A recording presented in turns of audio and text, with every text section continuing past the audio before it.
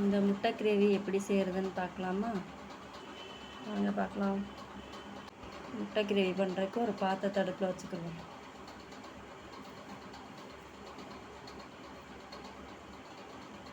சாச்சு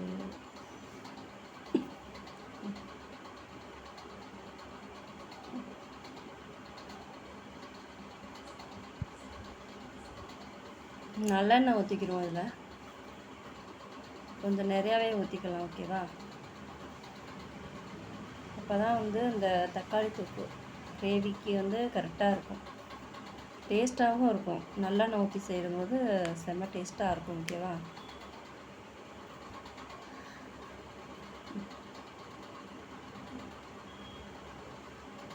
கடுகு சேர்த்துக்கலாம், கருவேப்பிலை சேர்த்துக்கலாம், வெங்காயம் 4 வெங்காயம் நறுக்கி வச்சுருக்கேன், அதை சேர்த்துக்கலாம். பெரிய வெங்காயத்தை புடிசாக கட் பண்ணியிருக்கேன், அதை சேர்த்து நல்லா வதக்கிக்கலாம்.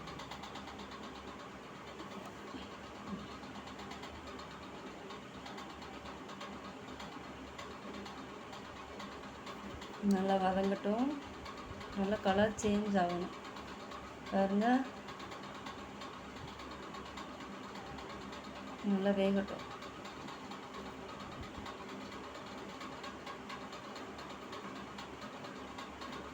கலர் நல்லா சேஞ்ச் ஆகணும், அது வரைக்கும் நல்லா வதக்கணும், ஓகேவா? அப்போ தான் டேஸ்ட்டு நல்லாயிருக்கும். கொஞ்ச நேரம் மூடி வச்சுருவோம். பாருங்கள், ஒரு 5 நிமிஷம் கழிச்சு நல்லா வெந்துருச்சு. சிம்மிலே தான் நான் வச்சு வதக்குனேன், சீக்கிரம் வெந்துருச்சு. ஒரு 3 தக்காளி நான் இப்போ பெருசாக கட் பண்ணியிருக்கேன், அதையும் சேர்த்து நல்லா வதக்கிடுவேன்.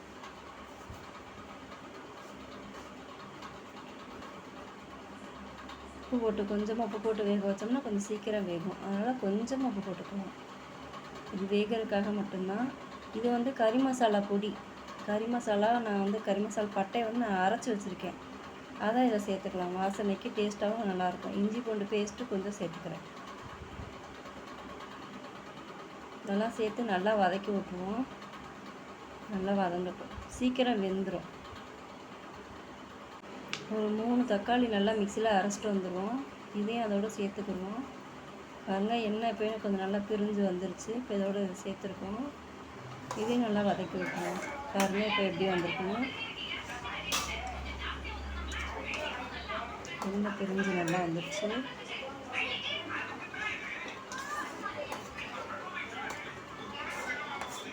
வாவ், கரம் மசாலா ஒன்று சேர்த்துக்குருவோம், கொஞ்சமாக வாசனைக்காக, டேஸ்ட்டுக்காக.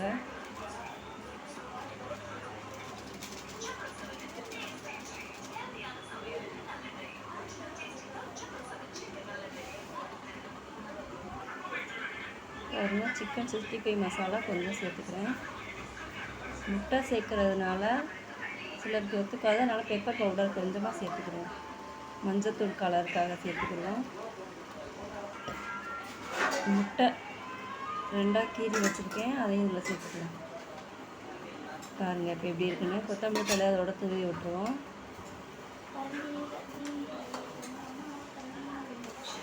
வாவ், பார்க்கவே எப்படி இருக்குது பாருங்கள்.